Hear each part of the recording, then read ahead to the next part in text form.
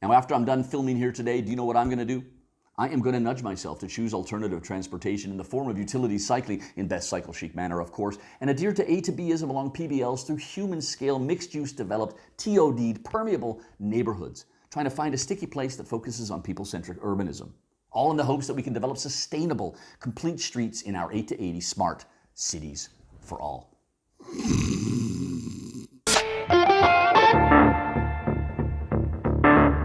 Hello everybody, welcome to the Life Size City YouTube channel. I'm Mikael colville-andersen, urban designer, author, and host of the global documentary series about urbanism, The Life-Sized City. Working in urbanism in English, I am constantly amazed at how many words I need to be familiar with. The list constantly grows longer. So I want to talk about the modern verbosity of urbanism. A couple of years ago, I was invited to speak at a literature festival in Tuscany. And I'm not going to be shy when I say that that still sounds really cool every time I say it. It's like I need a different accent or something. Oh yes, I was invited to speak at a literature festival in Tuscany, you know. It's like Lord Byron was there reading from his newest collection. It was absolutely splendid. Yeah, but still, it was a really cool festival and I had an amazing time with great people. But it still sounds better than, yeah, I spoke at a Smart Cities conference in Stuttgart or Winnipeg or something, you know. Hey, no offense, Winnipeg. But hey, they asked me to speak about the power of words. That was the theme. So I ended up going down a very deep rabbit hole, analyzing and researching many of the words that I have to use in my profession. If you think about it, throughout the long, proud history of cities stretching across millennia, we didn't need a big fancy vocabulary. Even just the word city itself is beautiful in its simplicity. And that's the case in most languages. Although I gotta give a shout out to that most resplendent word for city in Hawaiian, kula na kauheli. I probably butchered that, but damn, it is a fine word. I am a big fan. But hey, I looked at a total of 52 words and phrases. I researched when they were first used, but also, and almost more importantly, when they became popularized in the vernacular of urbanism. I used the Google Ngram viewer, where you can track word usage in books and literature throughout history. Now, this is not an exact science, of course not. But hey, here's me researching weird stuff so you don't have to. I'm going to run through the words and then afterwards I'm going to talk about why I think we have so many. Let's start with this one, a modern classic which has roots in the 1800s, man. Who knew? But this is one that I am getting really tired of hearing, not least because nobody has ever been able to explain to me what it means. And I've asked, believe me. So, what do? I work in smart cities. Really? What's that? Shh. But hey, it's modern and it's cool. It's this catchphrase that people throw around without really thinking about what it means. The Happy City was boosted by the book of the same name back in 2013, but it has been around for a while. Much like the Good City. Now, you'd have to be living alone in a remote cabin somewhere for a very long time if you haven't heard the phrase livable cities. Another generic term that just won't die, regardless of whether you spell it with an E or not. But again, it's been around for a couple of centuries, just like the generous city and the green city. But ooh, here's a new one, the incremental city, incremental urbanism. Urbanism that is so incremental that you don't really notice it happening at all. Or, I don't know, something probably like that. The multi-generational city, the idea that several generations can live together in the same city, in the same neighborhood, and that we can plan for that. Basically, every city in history for millennia, really, yeah. Oh, but thank God we now have a phrase to describe it. And then we have, the life-sized city. Hi. Moving on. Human scale. Now, this phrase has been around since 1806, albeit in a different context. It was popularized in its current context in 1950, and then later got a boost by a book in the early 70s and by a film of the same name in 2013. This one has been bouncing around the charts for a couple of centuries. That big umbrella word for so many different things that we do in our industry. New urbanism. 1883? New? Really? But yeah, this phrase was recycled in the US in the 1980s. Tactical urbanism, creating pop-up spaces, sometimes legally, sometimes not, in order to show the possibilities in cities. The book by the same name gave us this phrase back in 2010. But really, isn't it just temporary urbanism? Kind of a new word for that? Temporary urbanism has been around since the 1980s, but it really took off in 2012. My theory? Tactical urbanism. Great book, great phrase, but it was kind of associated with a personal brand, the person who wrote the book. And so everybody sort of leaned over onto the generic term once again. So temporary urbanism, tactical urbanism, man, they kind of go hand in hand. You can use whichever one you want. But I guess those two weren't enough, so we needed this one. Yeah, I know, right? Then we have bicycle urbanism. The very simple idea of planning bicycles into transport in cities from the beginning of the process, which morphs elegantly into landscape urbanism. The idea of using greenery and landscaping before the buildings are constructed. People-centric urbanism. Okay, wow. So planning a city for people. Great. Yeah, okay, I get it, right? Instead of cars, you know, but still, really? Sustainability. It's like that cozy, nice, old, very old uncle who shows up at all of the family events. Permeability. This is mostly used in the UK. The idea that urban landscape should be permeable, allowing for cyclists, pedestrians, public transport users to filter through where large objects like cars cannot. Legibility. Now, this word has been around for a while, of course, in a different context, but in the context of urbanism and architecture, it's simply the idea that buildings, as we fly past in our automobiles, they should be legible. We should be able to see what is inside of them, what their purpose is. Urban design. It's been around since 1909, but still, when I tell people that I work in this field, most people have no idea what it is. Is that like architecture or something? Like, no idea. Universal design. Designing for everyone in a city, not just one demographic. And the Wonder Twin phrase, democratic design. Same kind of thing, and they've both been around for a long time. Design for disassembly. Planning in the design phase for how to use the materials of a product or a building when they end their life cycle. But I guess that wasn't dorky enough, so somebody went along and thunk up this one. Domicology, relating to the built environment. Or is it domicology, like domicile? How do we even pronounce it? And maybe more importantly, should we even bother? Nudging. I can't possibly be the only person who is so tired of hearing this one. Am I right? Public space. Man, this one just is what it is. It's been around for a while, and it has been translated into many other languages. It's generic, but still, after all this time, poignant. Shared space. From 1909. What? But popularized in the 1980s, and still a cute little design solution for small neighborhoods and little towns with European names. And then we have POPs. This one has always been weird to me. It's kind of like, it's inviting, but then not really. A sense of place. A nice little injection of poetry into this list. Sticky places. Destinations that make you want to be there, make you want to stay. Looking at urban transport, this one has been around the block a few times as well. But it's still, after all these years, it still rings like car-centric and American to me. Like everything apart from the car is an alternative. It's second best, second class. And here we have TOD, transit-oriented development. It's like a really failed punk band from the 1980s or something. If you're not familiar with the word transit, it's what the Americans call public transport. And this is the idea that you develop public transport in order to incite urban development. It's amazing how cities managed to do this for an entire century without knowing what it was called. Thank you, TOD. Bikeability, planning for bicycles in cities. And this is, of course, a mutation of walkability, planning pedestrian-friendly places and facilities. Accessibility, the idea that a city should be planned for everyone in it, like universal design and democratic design, but now it's kind of zoomed in to meaning facilities for people with disabilities.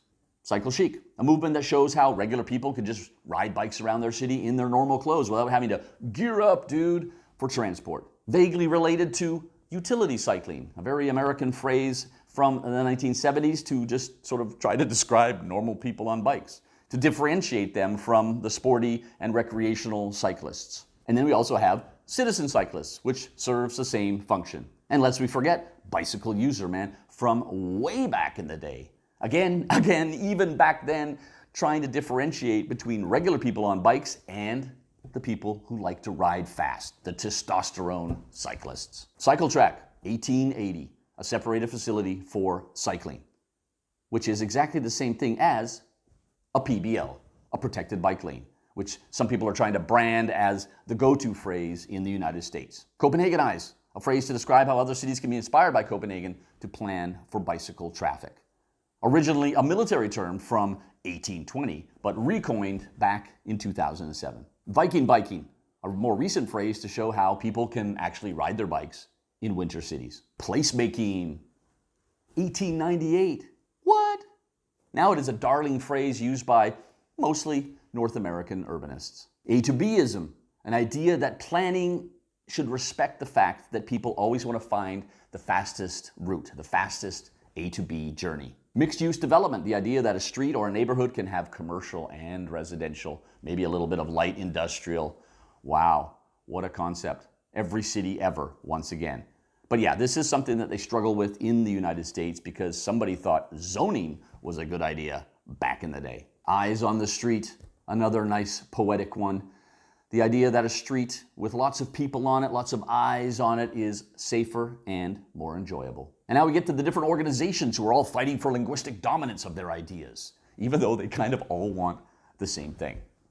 Start with complete streets, then you have cities for all, and then you have 8 to 80 cities, and then you have better block.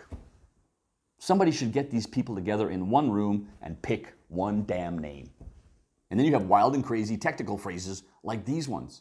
Man, but the great thing about these phrases is that they are the product of the landscape urbanism bullshit generator. Great little website where you just hit the button and it generates phrases like these that look real. But that's what the scary thing is, right? They could be. But at least I am not the only person thinking about the verbosity in urbanism. Okay, look at that. That escalated quickly. Interestingly, this seems to be an English language phenomenon, this verbosity. It's rare in other languages. I haven't noticed in Danish or any of the other Scandinavian languages any massive increase in vocabulary. A few of the phrases on the list are used here, either translated into our own languages or just used directly in English. We don't even have a word for urbanism in the Scandinavian languages like they do in German, the Romance languages, and many others as well. Although in Danish we do have a word I don't see many other places at all. Cyklisme, cycleism. A word to describe all matters regarding bicycles as transport. Most of the new words seem to have their root in American English. And in American English, they have a tendency to use more technical terms than elsewhere. ADUs, TODs, POPS, mixed-use development, which never really became MUD, did it? I guess for obvious reasons. Let's take an example here. Cell phone. It describes the technology inside the device. But almost every other language in the world went with a word that describes the device itself or its ease of use. The mobile phone is the word in many languages. The Germans went with the English word handy, right? You have to say it like with a German accent. Handy, of course. The Italians, I think they went in the beginning of the mobile phone age, they went with telefonini, small telephone. And now that we all have smartphones, it seems to be more universal. But you get my point. But yeah, I digress. What is up with all of these words? Where are they coming from? Now, when these words were first used is one thing, but here's a graph that shows when these words became popularized in urbanism. But even more importantly, in the modern media age, this graph is telling a different story. This is when the words really started to have a resurgence, where we started to use them a lot more.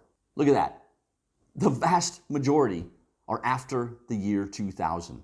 There's a sweet little window in there in 2005. There was another one in 2010. Something has been happening since the millennium began.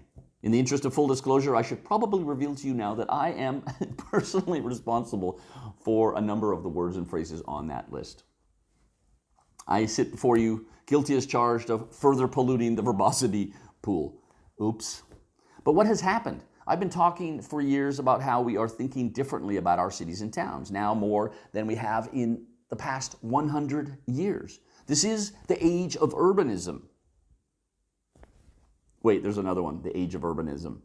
Okay, yeah, sorry. Sorry, not sorry. Here's what I've been thinking though. First of all, the internet happened, right? Words and phrases, old and new, can be pollinated and spread farther and faster than ever before. But then there is, of course, new thinking.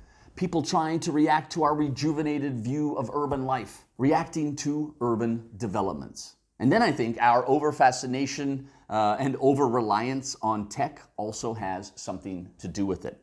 Something that has contributed to the word boom. The old adage, necessity is the mother of invention, has been replaced with, let's just invent a whole bunch of stuff because we can, not because we need it. And I think that that tendency also applies to all of these new words. Inventing new words and phrases is also a kind of marketing mechanism. New words create a hype and get people excited. They create a sense of urgency. They legitimize a subject, which is great for funding and lobbying. And generally, I think people are hungry for innovation, even if it's the same idea as last year, just repackaged. I find it strange to still hear people talk about global warming. Well, not really here in Europe because it has been climate change for as long as I can remember. Here's a graph comparing the usage of these two phrases. Lately, people have been trying to rebrand it as climate crisis or climate emergency. But as you can see, it really hasn't hammered home just yet. I'm not criticizing people for trying to generate even more urgency about the very important subject of climate change. But I just don't think that it's very useful to keep throwing in a whole bunch of new words. Even carbon footprint. You've probably heard that phrase. You might have even calculated your own carbon footprint. This phrase was not coined by British Petroleum, aka BP, but it was popularized by them. And it's been called one of the most successful, deceptive PR campaigns maybe ever. I'll link in the description to an article about that. Some words on the list are needed, absolutely, but I just think that many are not. Many of them are just the result of the academic playground where they all try to impress and upstage one another. And yeah, generally words and phrases can be used to dazzle, impress, and confuse the general public. But a lack of uniformity and agreement only serves to delay the all-important progress.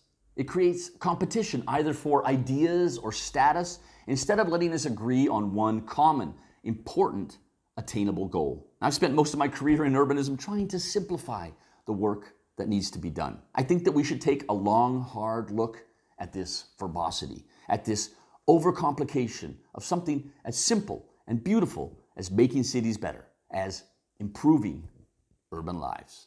What do you think? Do we need all of these phrases or should we simplify? Let me know down in the comments. And if you know of any other phrases that we can add to this long list of modern verbosity in urbanism, add them down there as well. Now, after I'm done filming here today, do you know what I'm going to do? I am going to nudge myself to choose alternative transportation in the form of utility cycling in best cycle chic manner, of course, and adhere to A to Bism along PBLs through human scale, mixed use developed, TOD'd, permeable neighborhoods, trying to find a sticky place that focuses on people-centric urbanism. All in the hopes that we can develop sustainable, complete streets in our 8 to 80 smart cities for all. For regular people, I'm going to ride my bike to paddle tennis and stop at my local wine bar on my way home. I'm Mikael colville-andersen. Thanks for watching. See you next time.